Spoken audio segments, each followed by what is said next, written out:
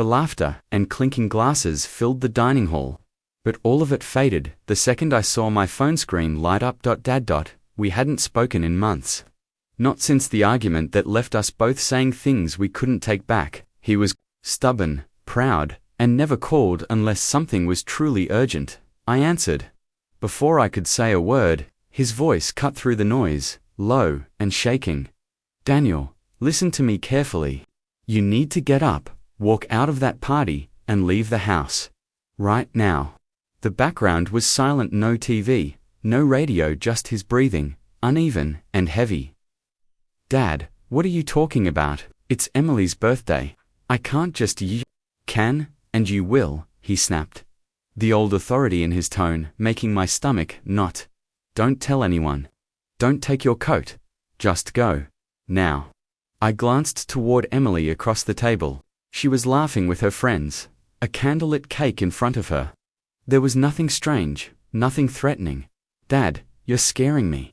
You should be scared, he said, his voice dropping to a whisper. You don't know the truth about your wife, but if you stay another 10 minutes, you won't have the chance to find out. The call ended. I sat there frozen, my fork hovering above my plate, my father's words echoing in my head. And then I noticed Emily wasn't laughing anymore. She was staring straight at me.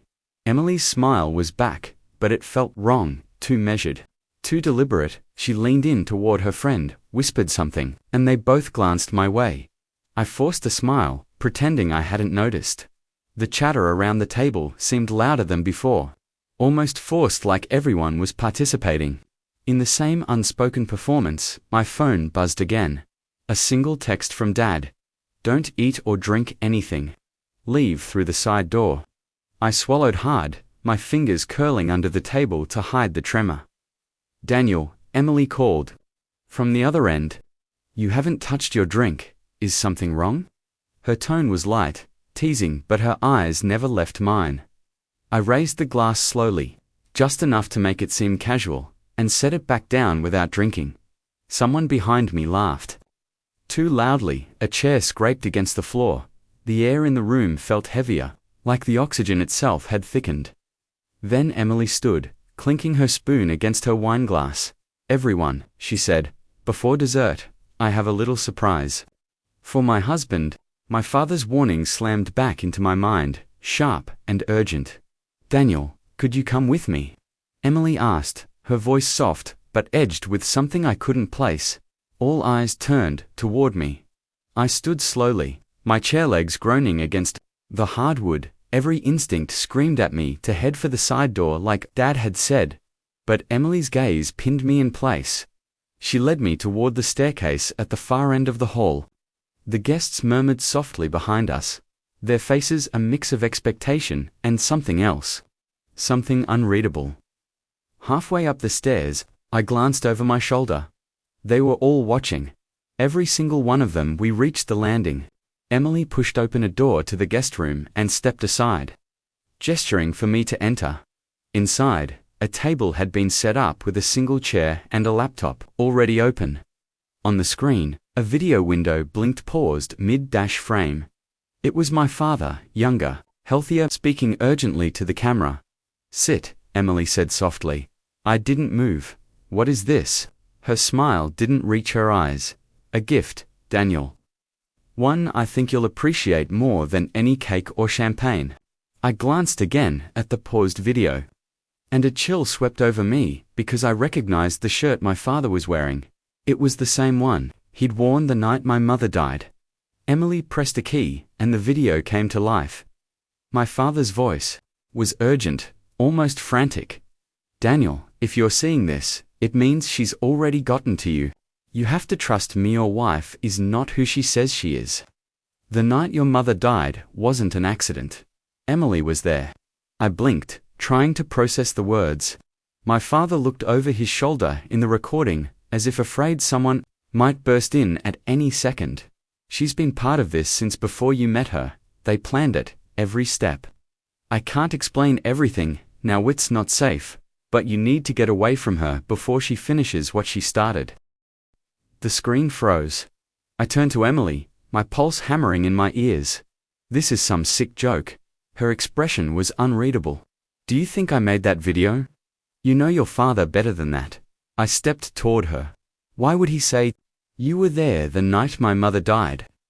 She tilted her head, her voice soft, almost pitying.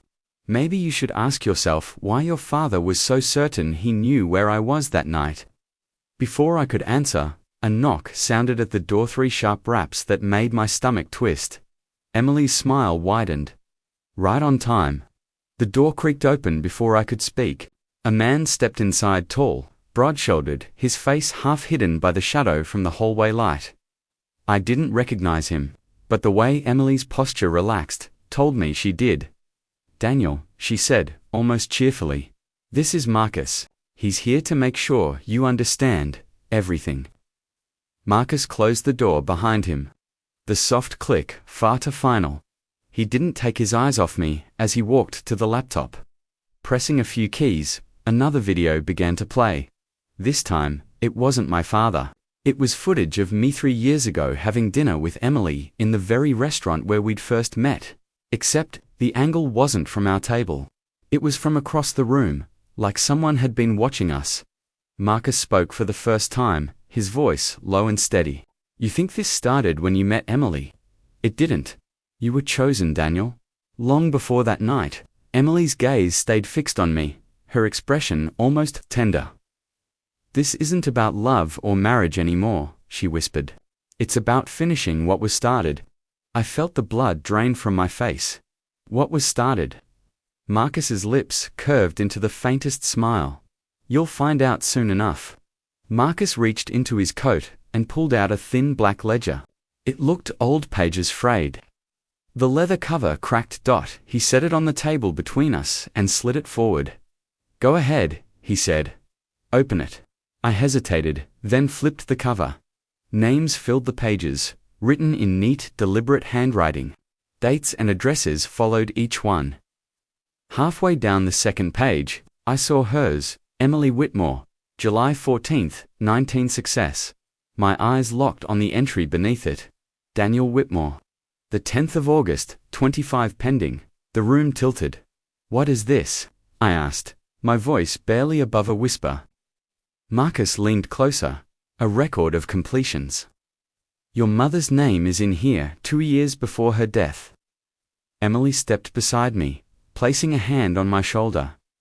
"You were never supposed to see this yet," she murmured. "But your father forced my hand." I shook my head, pushing the ledger away. My father wouldn't lie about something like this. Marcus's eyes hardened. "Your father was one of us, Daniel. Until he wasn't. And people who leave, don't leave for long."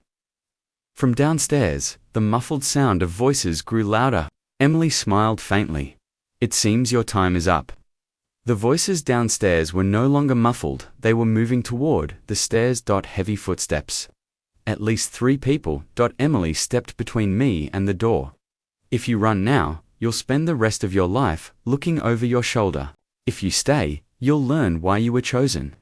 My father's words replayed in my head.